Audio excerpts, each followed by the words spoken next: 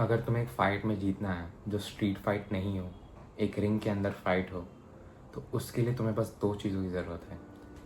एक है हद से ज़्यादा जुनून और दूसरा हद से ज़्यादा एंडोरेंस।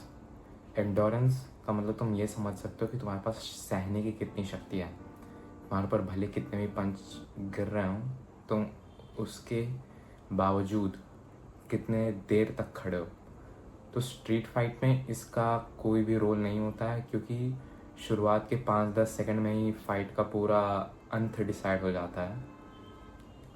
तो अगर तुम्हें अपनी एंडोरेंस बढ़ानी है तो इस वीडियो में बने रहो। तो मैंने तुम्हें ये तो समझा दिया तुम्हें अपनी सहनशीलता यानी एंडोरेंस बढ़ाने की ज़रूरत क्यों है, पर अब इसको तुम बढ़ाओगे कैसे। देखो, बेसिक आइडिया एंडोरेंस बढ़ाने का ये होता है, तुम अपनी लिमिट्स को टच करो। अगर तुम अपने लिमिट्स को टच करते हो ना, तो तुम्हारी लिमिट्स अपने आप बढ़ जाती हैं। तो समझो कुछ ऐसे कि तुम्हें पढ़ने की बिल्कुल आदत नहीं है, पर तुमने आज से डिसाइड किया कि तुम रोज़ अपनी किताब का, कोई भी किताब हो सकती है, अपने तुम स्कूल कॉलेज जाते हो तो वो बुक हो सकती है, या फिर तुम वर्किंग लाइफ में हो तो कुछ रिसर्च पेपर या फिर कुछ खास जो तुम्हारा वर्क से रिलेटेड हो, तुम कुछ ऐसा पढ़ने का डिसाइड करते हो और तुम 20 दिन तक लगातार वो वही नहीं, अलग अलग नई नई चीज़ों के बारे में पढ़ते रहते हो। तो 21वें दिन क्या होता है ना कि तुम जितना एफर्ट तुम पहले के शुरुआतों में एक हफ्ते में लगा रहे थे, उतना तुम्हें नहीं लगाना पड़ेगा वो 3 हफ्तों के बाद। समझे ऐसा क्यों हो रहा है? क्योंकि अब तुम्हारा जो दिमाग है ना, वो ट्रेन हो चुका है, वो उसकी लिमिट तक पहुंच चुका है। अब उसकी लिमिट बहुत आगे तक बढ़ गई है। उसकी लिमिट इतनी बढ़ जाती है कि तुम अब दिन में 2 पन्ने आराम से पढ़ सकते हो। फिर तुम्हें ये फिर से दिक्कत आनी चालू हो जाएगी अगले 5-10 दिनों में, पर फिर से तुम्हें अपनी लिमिट्स पुश करनी पड़ेगी। अगर तुम अपनी लिमिट्स पुश करते रहोगे, हफ्ते भर में एक बुक कंप्लीट कर सकते हो। अब तो तुम्हें इतना समझ ही आ गया रहेगा कि तुम्हें आज के बाद तक क्या करना रहेगा। तुम्हें अपनी लिमिट्स को टच करना है। तो तुम्हें ऐसा कोई भी काम जो तुम्हारे अपने दिमाग पर या फिर तुम्हारे तन पे टोल देता हो, टोल देने से मेरा मतलब है वह दर्द देता हो, वो तुम्हें सारे काम करना है। तो अब होगा क्या कि ना, तुम अगर ये पूरे दिन बस अपनी लिमिट्स को, मतलब अपने बॉडी को थकाने की कोशिश करोगे ना, तुम्हारी रात तक वाट लग जाएगी। तो तुम्हें बस कुछ सिलेक्टिव चीज़ों पर ही अपनी एनर्जी है वो उसको इन्वेस्ट करना है। जो कुछ चीज़ें हो सकती हैं, तुम्हारी एक्सरसाइज हो सकती है, तुम्हारी पढ़ाई हो सकती है, तुम काम करते हो तो उसके बारे में हो सकता है, तुम किसी गोल के लिए काम कर रहे हो तो वो चीज़ हो सकती है।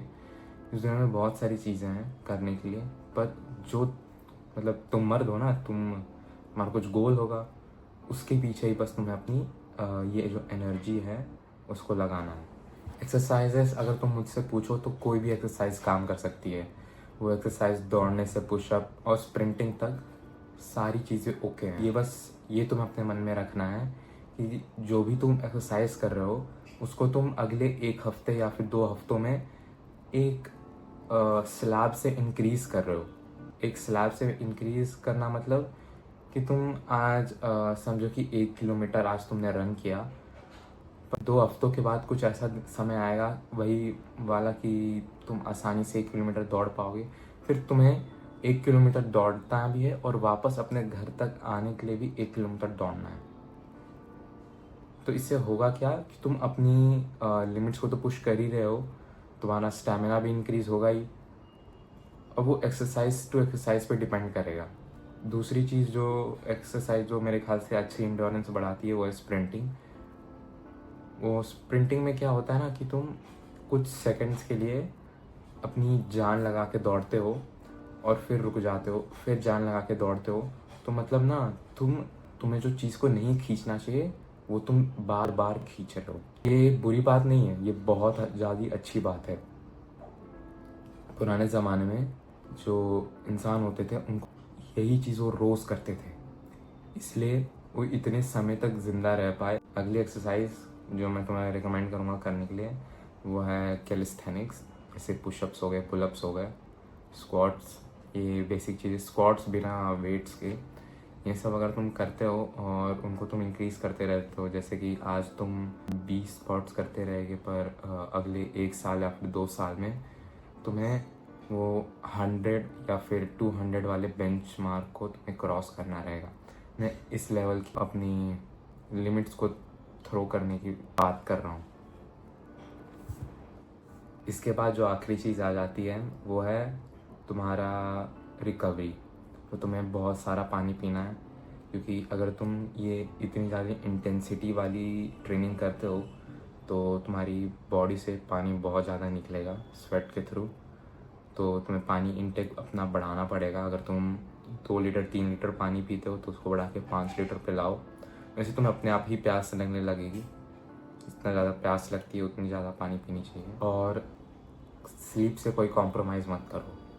अगर तुम्हारा गोल यही है कि तुम्हें टूर्नामेंट्स में लड़ना है और जीतना है तो तुम्हें सोना बहुत ज़रूरी है। पर अगर तुम एक वर्क लाइफ में हो, जैसे मेरे जैसे लोगों में जो काम करते हैं दिन भर, यहाँ पे सोना बहुत मुश्किल होता है। फिर तुम्हें अपने खुद रास्ते ढूंढने पड़ते हैं जिसमें तुम बनाओ, और फिर तुम्हें खुद ही टाइम गैप्स बनाने पड़ते हैं, ढूंढने पड़ते हैं जिसमें तुम सो पाओ। और वो गैप कितने देर का होता है? 3-4 घंटे बस। पर जो भी है, कोशिश करो कि तुम स्लीप को कॉम्प्रोमाइज़ ना करो और 8 से 6 घंटे तुम सो रोज़, ये अच्छी बात है। होप सो कि तुम इस वीडियो से बहुत कुछ समझ गए होगे, मेरा बताने का मतलब।